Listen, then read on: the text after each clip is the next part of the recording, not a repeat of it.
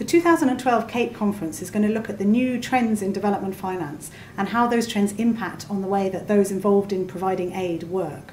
The aid landscape is changing rapidly, but ODI's research has suggested that many of those involved are not as prepared as they could be for the changes to come. We are going to bring together a really diverse and senior level group of people from governments, from donors, from the private sector, from some of the newer actors, from NGOs, to discuss these new trends and to agree on the concrete implications of those trends for our work today. I think there's three major trends we need to be aware of. First is around new actors. Lots of southern countries like India and China are now getting much more involved in providing aid. There are philanthropic foundations like the Bill and Melinda Gates Foundation, and they're increasing the volume of finance rapidly. What we know on the ground is that actually many developing countries welcome these new actors as good alternative sources of development finance to the traditional aid agencies. So that's going to have big implications for the way that these different actors work.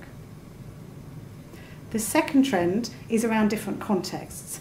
At the moment, poverty is falling rapidly, and it's also heavily concentrated in middle-income countries. In the future, research by ODI has predicted that poverty is going to be much more concentrated in fragile and conflict-affected states. Now, most aid agencies have designed their ways of working around low-income countries that are relatively stable, so that's going to mean big shifts in the way that they work. The third trend is around the focus on results. We know that given the economic climate, that many people in the electorate in donor countries are really questioning why so much money is still being spent on aid. So aid agencies really need to think about how they deliver results and how they show they're delivering results. And I think that's something that many organisations are still grappling with, and the conference will aim to help them to do that. There are two reasons why this is a really good time to have a conference on this topic.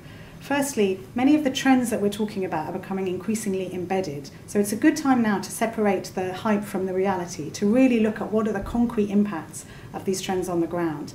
To take China, for example, often when people talk about Chinese aid, they bandy around enormous figures for the volume of aid, whereas actually if you look at the reality, the figures are much lower. So this is the kind of concrete evidence that we would like to discuss at the conference.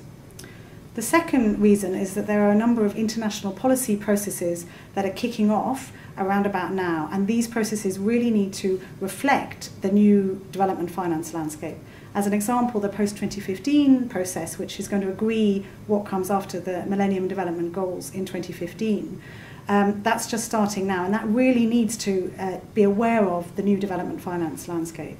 There's also a big G8 summit in the UK next year. There's the Busan Partnership for Effective Development Cooperation. So what we're hoping to do in this conference is to provide the real evidence, the reality of these new trends to inform those international policy processes.